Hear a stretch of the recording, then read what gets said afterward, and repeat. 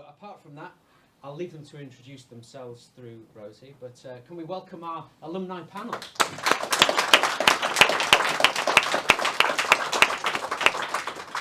Hi guys, if you just, I don't know, say your names, when you graduated and what you're doing now, I can start off. Yep, so hi, I'm Faith Benson. I am a freelance producer. I also work in CCTV because, you know, got to pay the bills somehow. And I graduated in 2019 from the Masters. Cool. My name's Mike. I make electronic music under the name Former Hero. I graduated back in 2017. Hi, my name's Larkin. I'm a DJ and producer, and I graduated in 2022. Yeah, my name's Alex. I work for Formula One in the events department as an events assistant, and I graduated in 2022 from the Masters. My name's Sam. I work for Pit Stop Productions, who are a video game audio outsource company. I think I graduated in 2020, but I was discussing this earlier and can't really remember. My name's Tom. I also work at Pit Stop Productions, and I graduated in 2015 is what I'm going to go with, because I believe that was right. Good work. Nice. So did you guys go straight from uni into your jobs? Like, what was the process leaving uni, going into the work that you do now? Should we start this side? Yeah, we'll get more natural at this as we go. So while I was at uni, I was actually freelancing at Pit Stop. So Pit Stop's based in Barnsley, so I was doing a fair few miles. Yeah, I was doing a fair few miles on the motorway back and forth. It allowed me to, I guess, earn some money and get some experience alongside my studies. Whenever I wasn't working at Gibson's as well, RIP, which is a bar in York.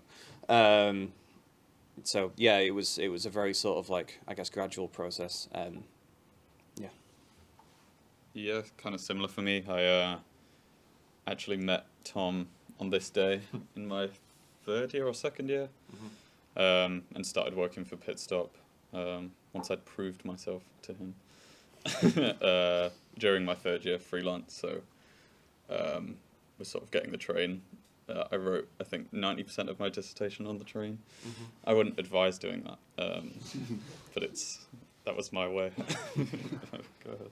So yeah, my third and fourth year, I was working for Doc Martens at the designer outlet, and then after uni, I knew I wanted to move to London, so I transferred to the Carnaby Street store, and then when I was looking for somewhere to live, I was staying with family friends, and through that met my now boss.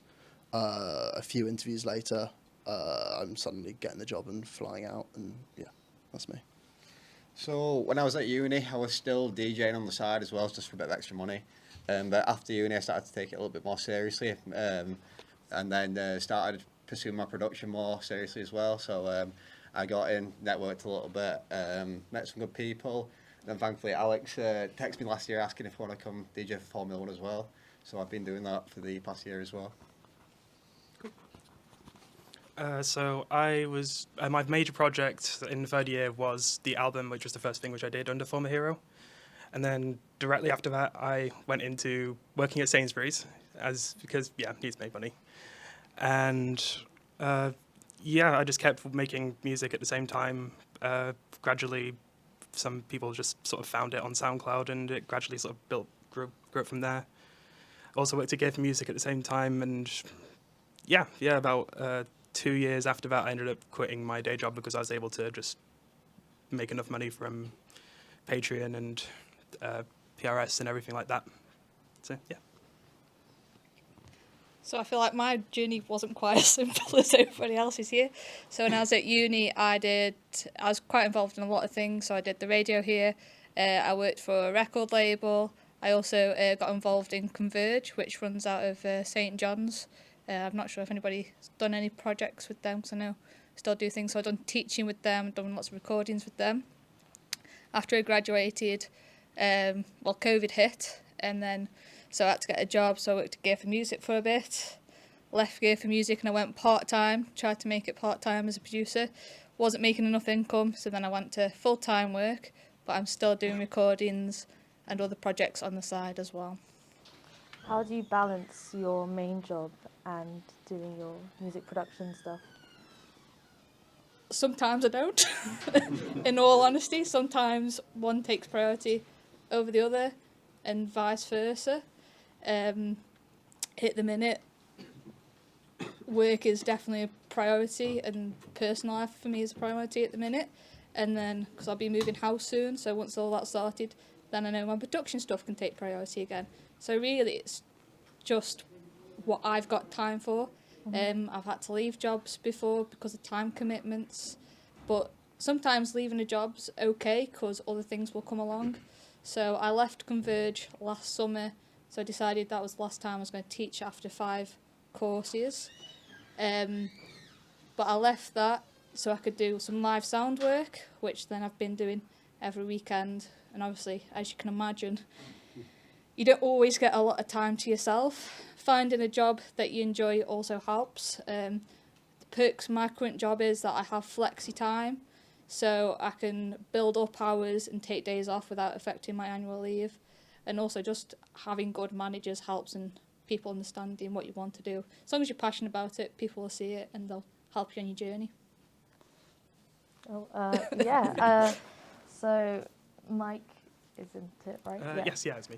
So you said that you started Former Hero 3rd year and then continued it on. So tell me a bit about your artist persona and the music that you make. Yeah, of course. So it's dance music primarily, but I sort of dart between that and bring in some of the rock influences that I have. Like, I absolutely love the third wave emo sort of stuff from the mid-2010s, and I sort of like the idea of combining the two into something that you didn't have to be in a club to enjoy, I guess, which is something which I used to struggle with a lot, just because I'm not much of a club person. But yeah, I guess that's kind of it really. When it comes to that, like, it started off much more clubby. Gradually, I was quite lucky where the SoundCloud scene at the time when I was graduating in 2017, SoundCloud was still quite a good place for tastemakers to find stuff and for people to be able to share stuff. I think it is still quite good. But one of my friends who was actually on this course as well at one point, but I don't think they graduated.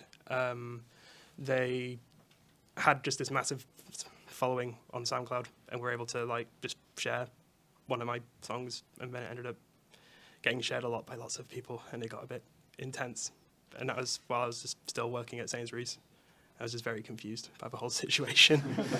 And I just kept making music from there, and then just was lucky enough to have enough of the gear and feel comfortable enough to just make music my full-time job after a while. And yeah, I guess that's kind of it. Do you want to, Mike, is it worth playing? Yeah, sure. If you want to hear give one of them. people an idea of Yep. Former Hero.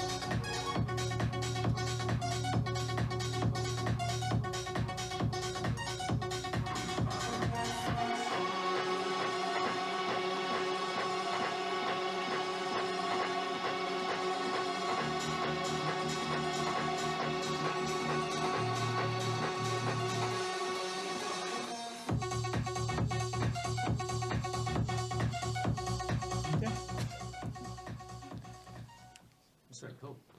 So that's the song. Thank you.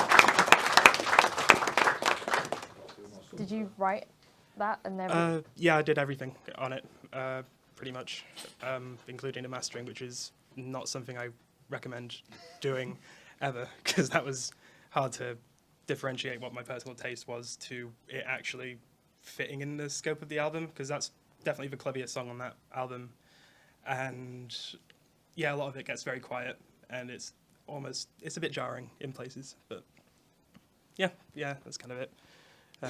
Did you mix everything at home? Do you have like a home setup? Yeah, I did it all using, I think, the same headphones that I had while I was at uni. Did that. I also referenced on pretty much everything I had. So I had AirPods.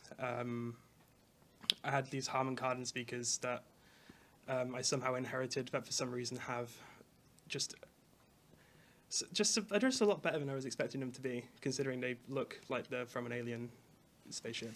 It's very weird. But yeah, just those. And then the label which I work with let me spend like about a week in a studio just to do the mixing, which was at Home Fire Studios in Harrogate. Which yeah, that was really valuable to me. I should be able to get like a bit of a different perspective on it because I didn't have access to big speakers at home or anything like that. So yeah, I just did that. Also, that was during the pandemic, so it was all a whole faff to be able to get any like much studio time anyway. So yeah. Cool. Lorcan, tell us a bit more about your DJing and what you do. So I've got back home. I've got a couple of residencies that I've had for a few years.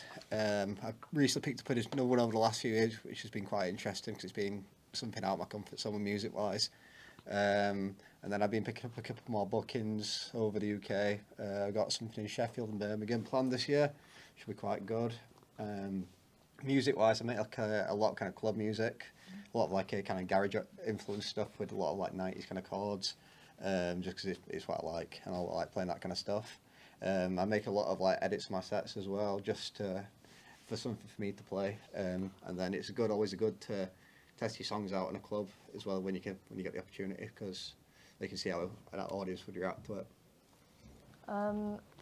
How do you, I don't know, kind of, because DJing is very competitive. Yeah, very. So how do you kind of make yourself stand out in that way?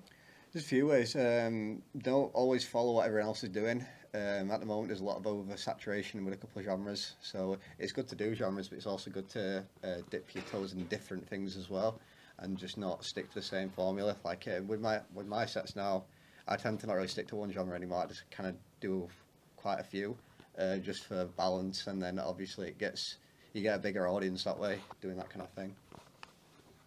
Nice. Do you want to hear? Yeah, you can. Yeah, sure. Can you tell us about this track? Yeah, so I made it last year in like summertime, so it's a very summer orientated song. I made it to make something a little bit different that you can listen to outside a club, but it also works in a club as well. And this is called "Feel Like the Old Me." Uh-huh.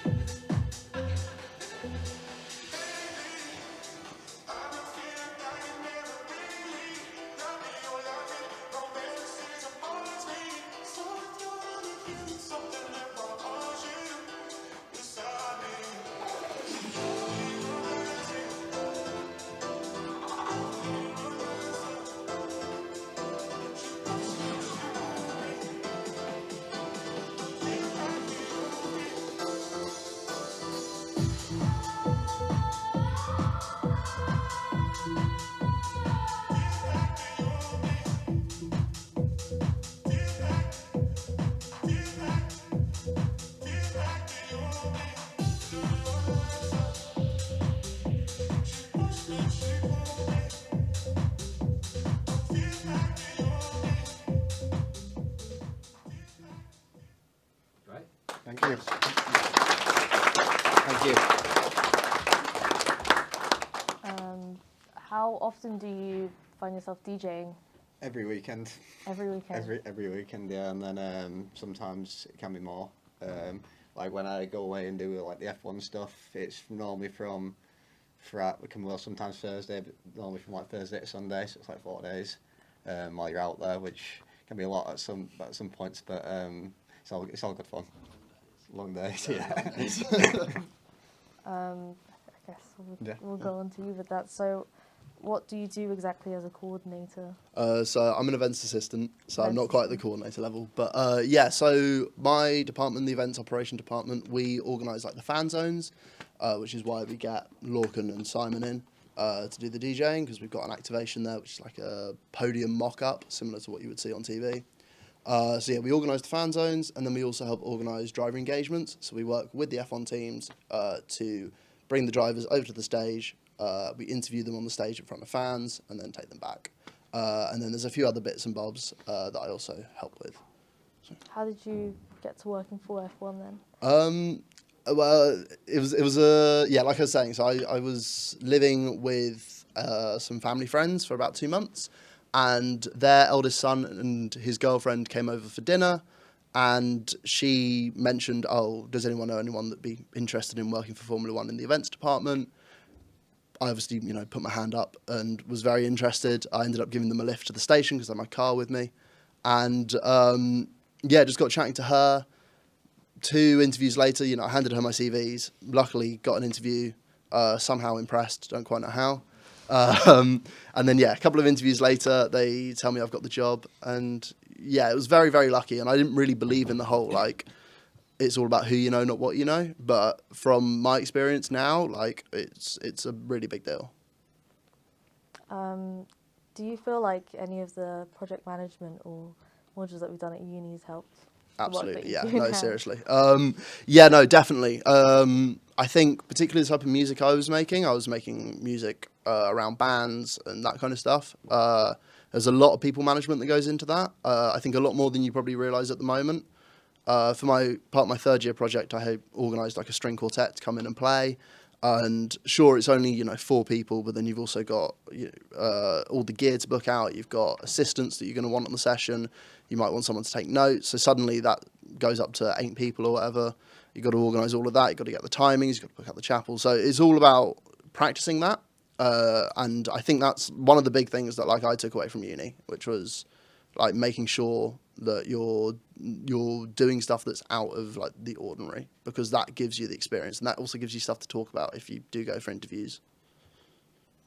Yeah.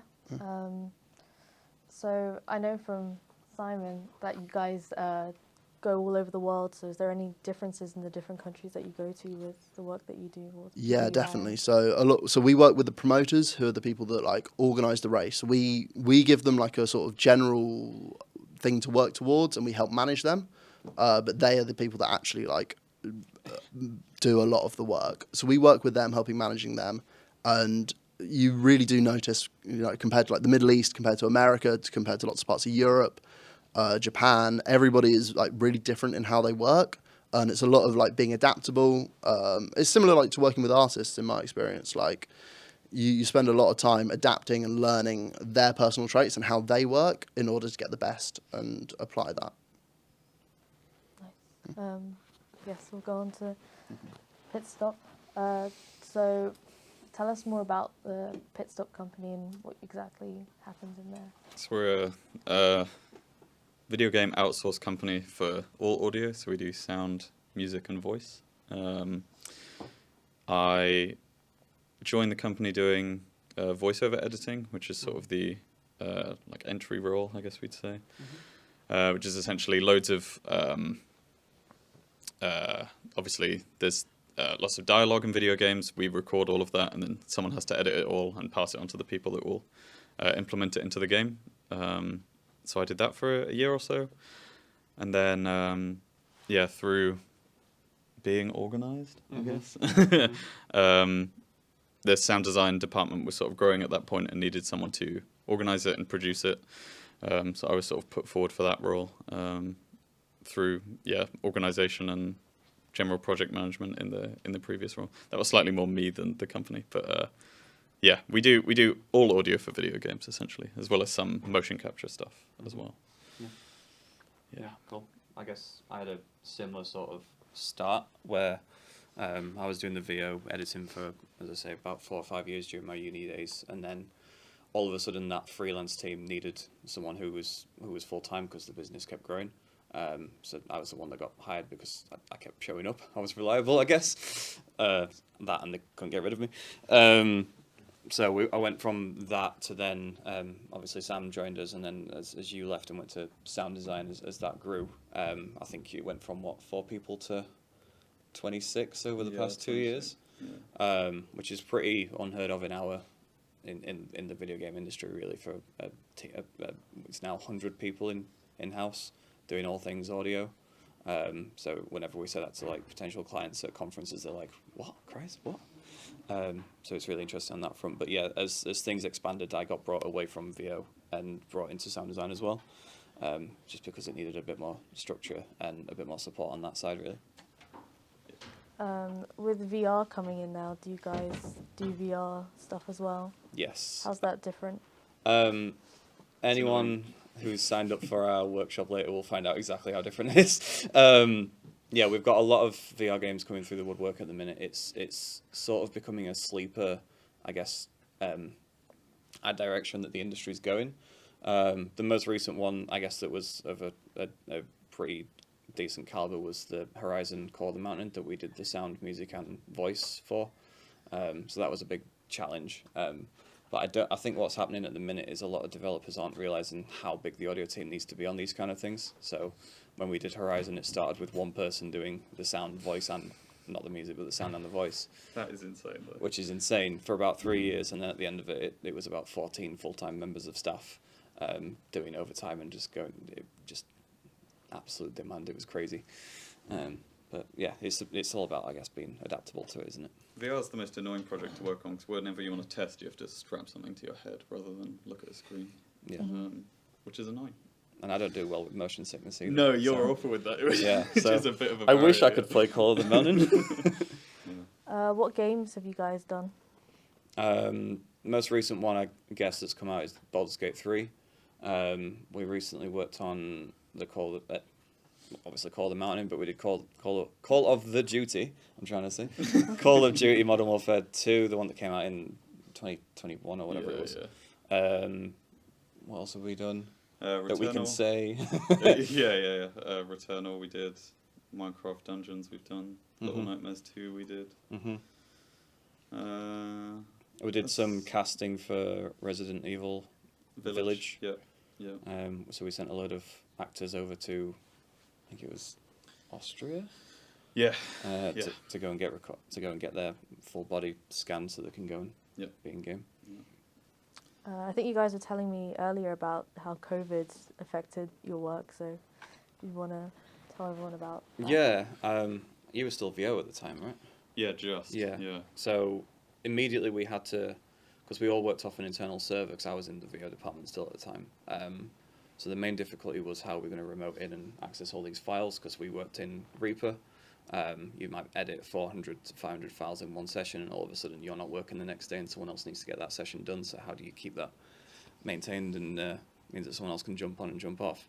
So that was the main challenge. We sadly had to resort to sending things on Google Drive, I think. Yeah, it wasn't great. It wasn't ideal. But it was during COVID and when we all worked from home that we were working on Call of the Mountain. So we had calls with people from Sony who, I'm supposed to say, knew what they were doing, but that's probably a lie. And they were struggling to send over footage that was, I guess, mocapped and synced and all these kind of technical stuff that we Just had to then so many match. things that people relied on being in person for suddenly had to be done remotely. And there was no infrastructure for that, like, whatsoever. No. And the good part about COVID is that now there is, it provides remote opportunities for work. But yeah, it was a nightmare at the time because even the companies like Sony just suddenly, you could normally rely upon for being, at least semi-competent, were a mess, like all of a sudden. So yeah, it was interesting. What about everyone else? How was COVID for them?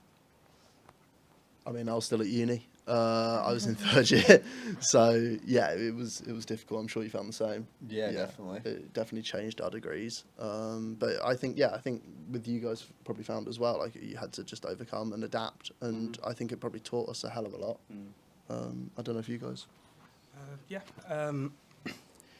So when I quit my job, it was like sort of December 2019. with the aim of being able to. I was in the process of getting my O1 visa to be able to tour in the US, because that's where the majority of my fan base was at the time.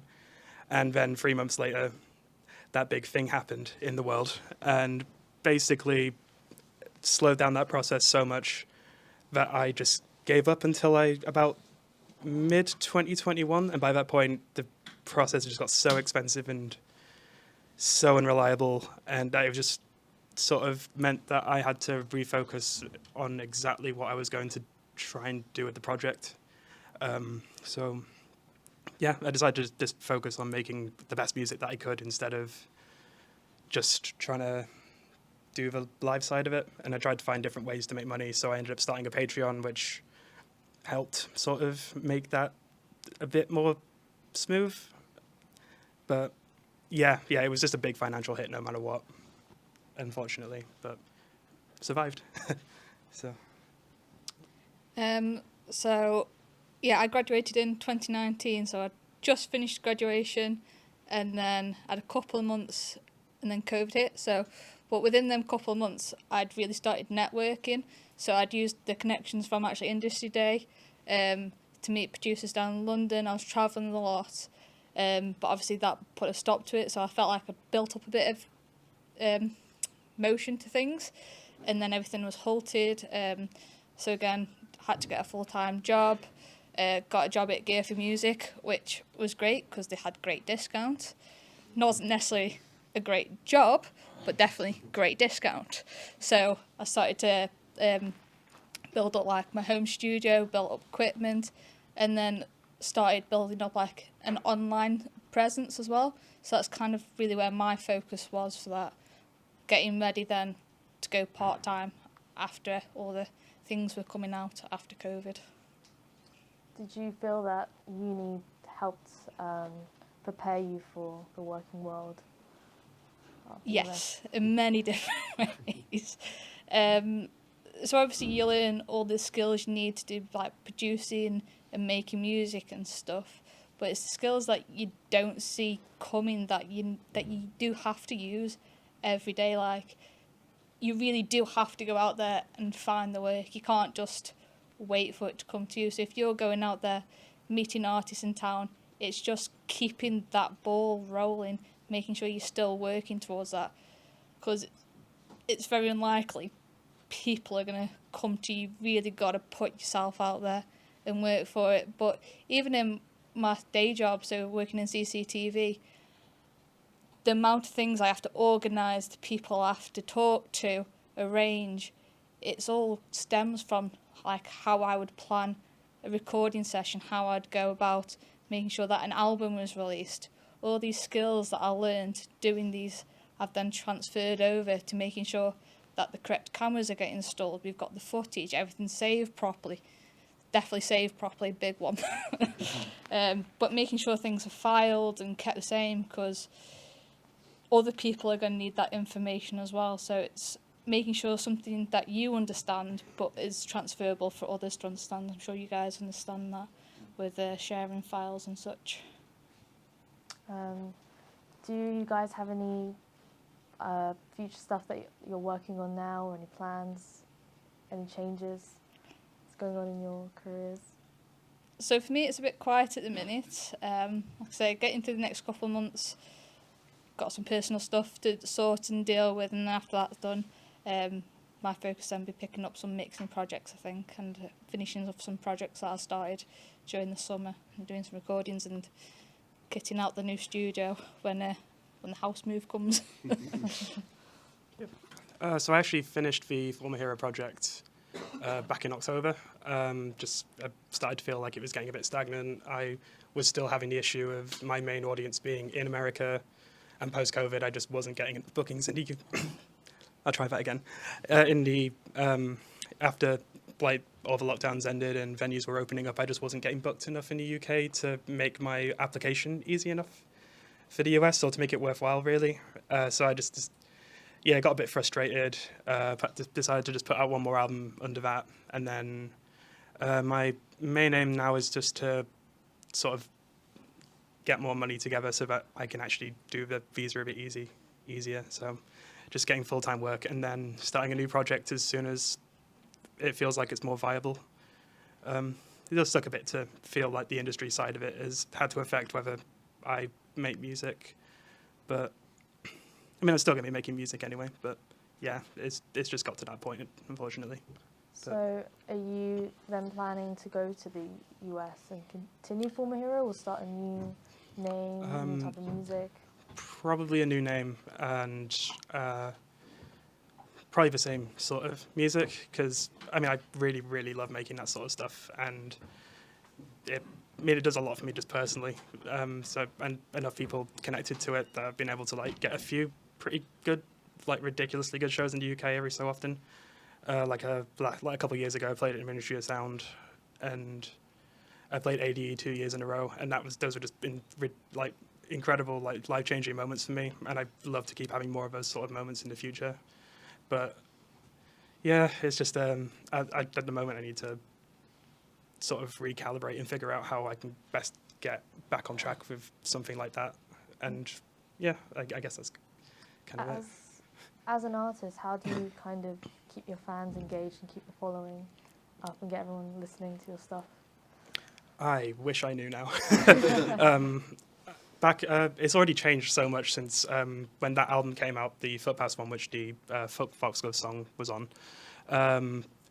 You didn't have. It feels a lot like you have to make so many sort of reels and TikToks and stuff like that, explaining a process, which is kind of fun, but then you start getting to a point where you're spending more time doing that than actually making the songs that you need to make that content. It turns into a weird cycle.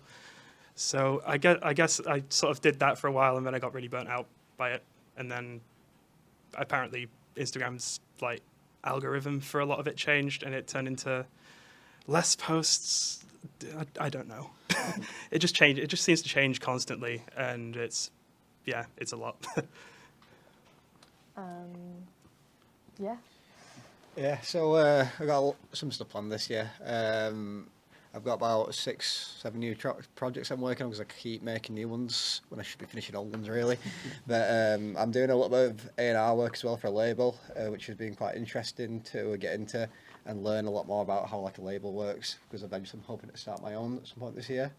I've got to get a lot more bookings for my music now, which is nice. I'm going to play a lot more shorter sets instead of like 5 hours at a time.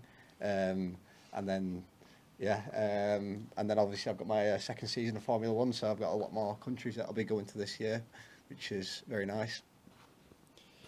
Yeah, carrying on with F1 for a bit, but I'm still trying to do music somewhat on the side. It's kind of hard with a full-time job, particularly one like this. But no, still trying to do music. I've just signed a publishing deal for 3 songs for Music for Sync, which is really interesting. I worked with, I don't know if anyone knows Joey Bash.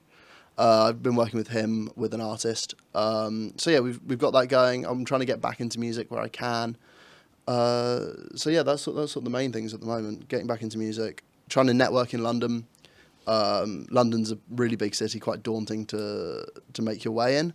But yeah, trying to go to as many events as I can. The Music Producers Guild does some good stuff. And then yeah, there's a few independent gigs and whatnot that are coming up. So yeah, that's sort of the main thing for me.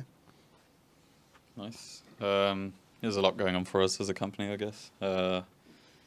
We've expanded all the departments a lot.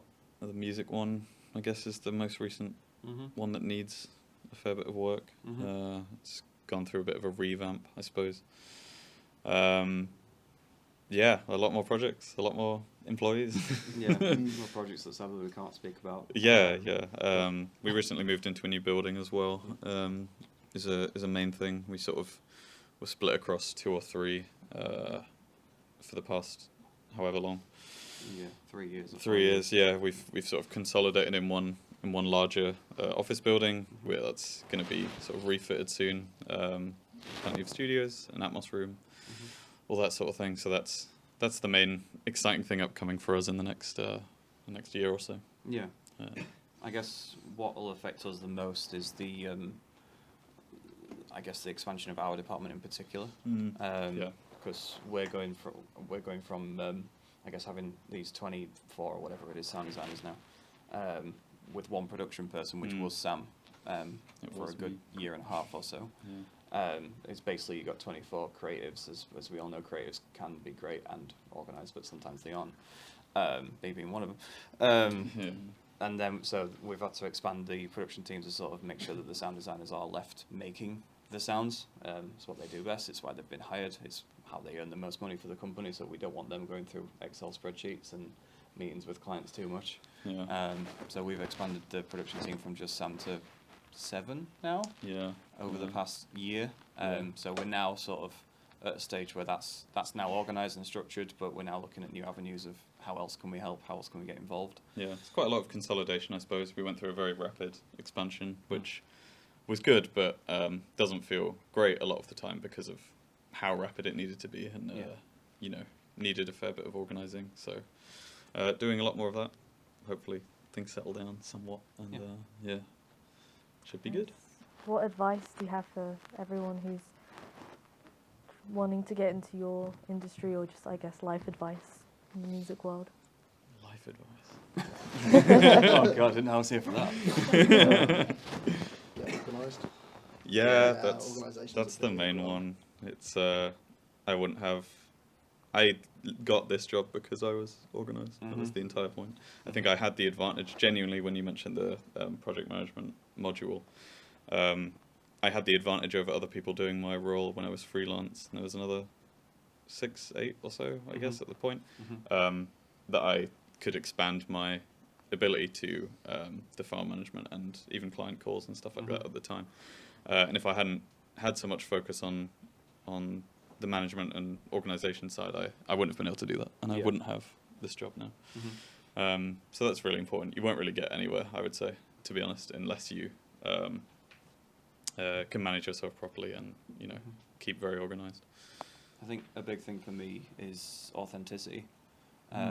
We go to a lot of these conferences and we meet these people from Sony, Microsoft, you name it, whoever, and obviously it's quite unnerving at first, and someone might ask, are we best using WYs or FMOD or whatever for this project? And at that point you know nothing about the project and you can't really give a decent answer.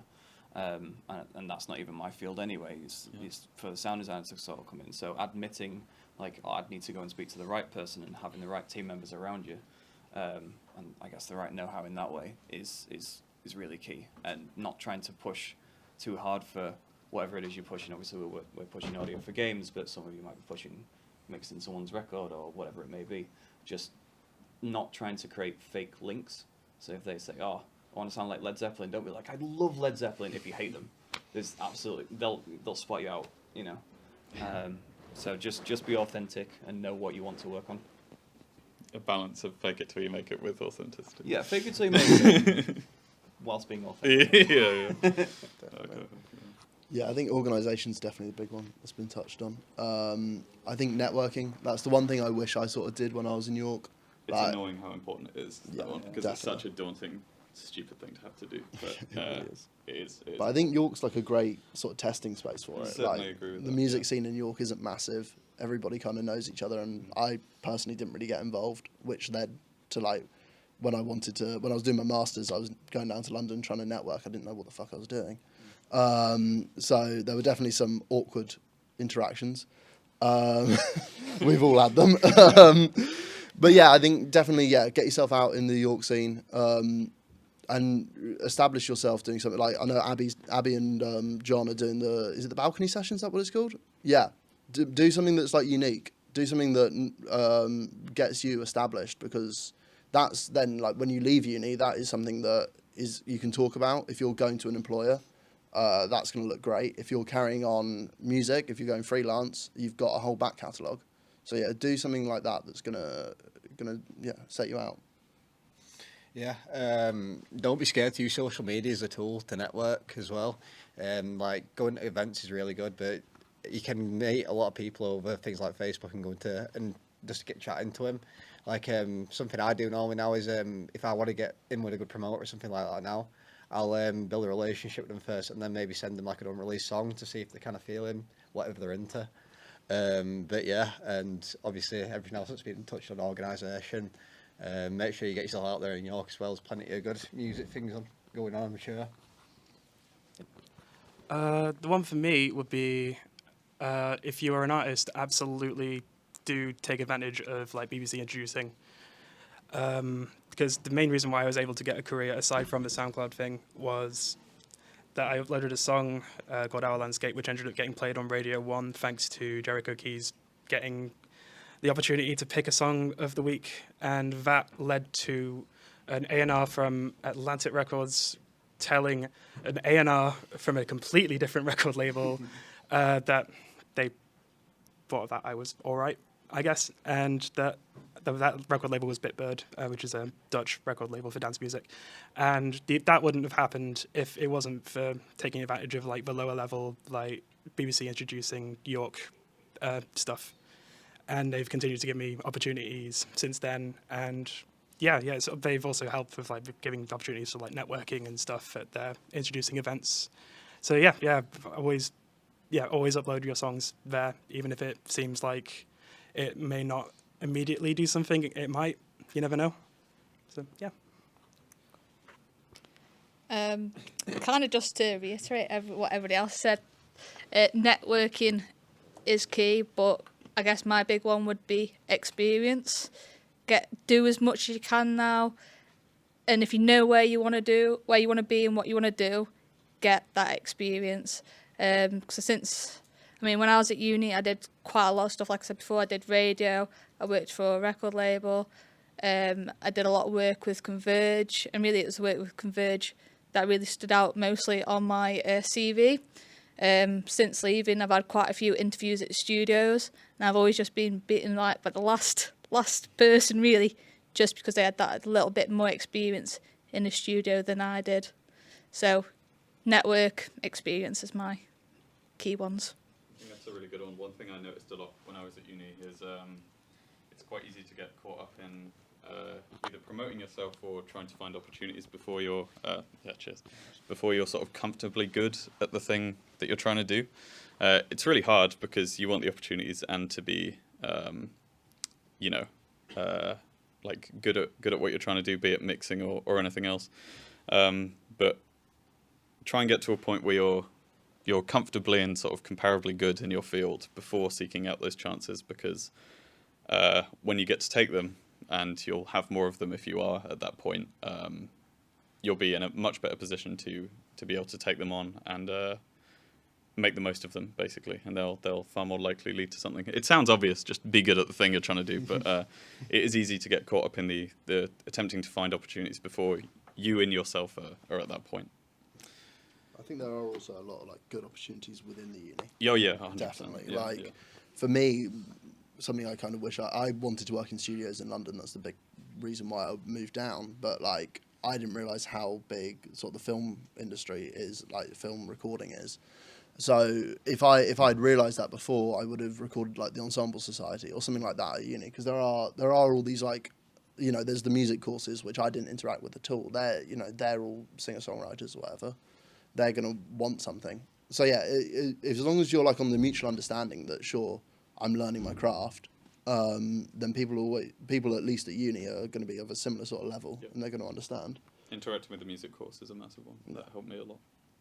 So yeah, there's lots of good opportunities within the uni, I think. And also just across years as well, like one of my best mates is the year below me, and we've passed a bit of work between each other, and we still keep in contact now, so get to know the other years as well, because we're obviously all doing different things, and people in my year doing different things or not doing so much, but as long as you've got that connection, then you don't know what's going to come of it, and just cheering each other on, I think, is a key one as well.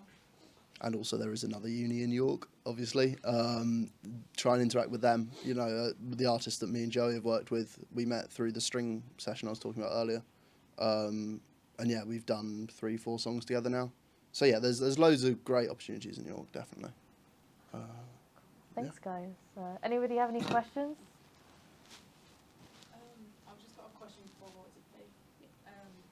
You said you built like quite an online presence. I produce songs like through just commissions on social media. So how do you like specifically advertise or promote your songs? Okay.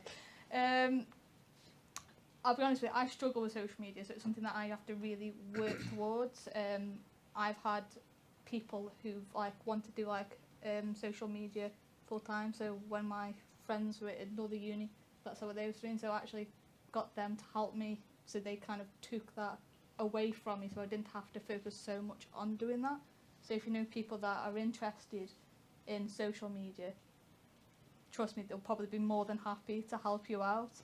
But I think consistency is a key thing, and it's really hard to do because obviously things get in the way, or you run out of ideas, and just creating them new ideas are hard. But try to make a plan. That's where I'd start, and then ask for help if you know the people that are interested in them things, or just ask about. You never know who else is interested or enjoys that kind of thing. Be lots of people about, I'm sure. Anybody else?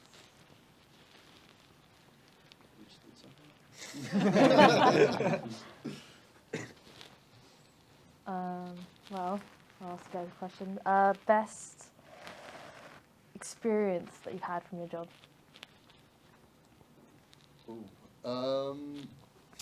Let's have a think. I mean, I've had some quite big pinch me moments. I was side of stage for Swedish House Mafia in Saudi Arabia. I got to go on a yacht in Monaco Harbour with Mika Hakkinen. So yeah, I've had quite a lot of these like big moments. Was it? Yeah, you were in Mexico, weren't we? We saw, who was it? Lewis Hamilton and Max Verstappen. Yeah, no, I mean the artist at the podium. I can't remember who it was. The DJ. Martin Garrix. Martin Garrix. Yeah, got to see him up close. So yeah, just things like that. Like I've been very, very fortunate with my job. There are a lot of quite crazy moments. So yeah. Oh, go ahead. Go on. We've done alright at awards and stuff recently. Yeah. The Game Awards, which if you don't know is like a, I don't know what you'd call it, Awards Grammys for for games, I guess. Yeah, awards for games. It's sort of the biggest version of, the many versions of that there are. Mm-hmm. And Baldur's Gate, which is the one we worked on, specifically won countless Game of the things. Year. Game of the Year, the main actor won.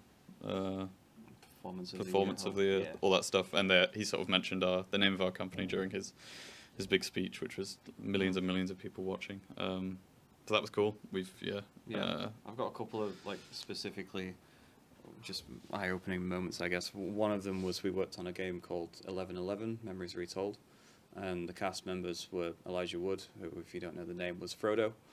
And if you don't know that, you need to go to the cinema. Well, you need to get Lord of the Rings at home and watch it now. And I was a big fan of Lord of the Rings as growing up. Went to New Zealand when they were filming it and everything. And so then to have his voice playing back through through my headphones and me editing it was quite sublime. Hands down the best actor I've ever edited as well. There was no, which is perfect.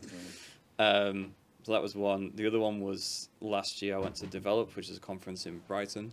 And I can't remember the name of the bar, but every networking deal in video games is done over a pint. It's fine. And there was a moment where everyone who is in audio for games just happens to go to this one bar, and they do it every year, and they've done it for years apparently. And I was stood there talking to a guy called Bastian who works for Guerrilla Games, who's like third in line to the throne at Sony, if you like. And then the singer of, I can't remember the exact band, but they sound like Opeth, if anyone knows Opeth. The singer of Opeth comes over and just joins in. Turns out they know each other, and he's got his own acting agency where he manages a load of actors who do specifically screamy monster sounds for video games. So I'm stood there talking to these two people, just like, how the fuck have I ended up in this position? So yeah, that was fun. I've had a couple. Playing in Miami, I had the pit crew for like one of the Miami drivers, I think, coming to the DJ booth because his like manager sent it up for promo, which is pretty cool. Playing in Mexico was pretty cool as well. Playing in like front of a few thousand people, which was a bit nerve-wracking at the time, but really, really good. Had a full club dance to one of my songs that made, which was very like more of a personal thing. But Mine are quite similar to that last one. So the first one would be like 2019 ADE when I closed at Melkweg, which is a bucket list venue for me. Whenever I I used to be able to go to Amsterdam relatively often at one point, and I ended up going to see a band there, and I ended up closing it for an event with the record label, sort of showcase thing, at 5 a.m. in the morning. Useful. What ended up happening was the audience sort of cleared out for the artist before me, and then suddenly the crowd got big again during my set, and I was just like, what the hell's going on? Just like seeing people actually, and I'm bearing in mind the kind of, that sort of set, that DJ set was the sort of thing where I played mostly my own music and edits, and I saw people singing along, and that was such a just snapshot moment. It was, yeah, incredible. Yeah, so that. Was actually getting an interview for Rack Studios. Didn't get the job, but was still super proud of myself to get the interview because I didn't see that one coming. And then other than that, it's just actually being able to have a dedicated space in my house for a studio and to keep that space my own, I guess, and actually be able to afford it is always a nice start. But that's about it for me. Any more questions, guys? Just about lunch anyway. Yeah. So can we just say thanks to all our alumni?